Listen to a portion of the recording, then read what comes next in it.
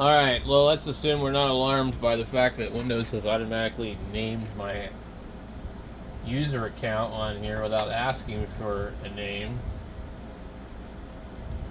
It's named it. As we click sign out. Interesting.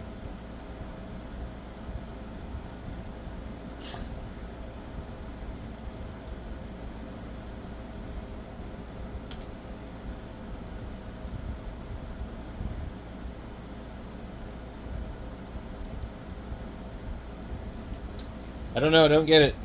But I'm pretty sure that that drive was in my other computer, and so that's why it's kind of doing that, but I don't know. Seems weird. How many watts is this computer drawing? 110. So this computer over here draws quite a bit of power. Just doing absolutely nothing. So if we were to just install this, we would need to do all the updates and all the other BS. But I don't know why this thing knows the name.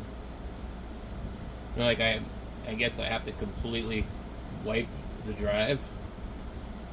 It was overwritten with Linux, and now all of a sudden it's on here. So it's very strange.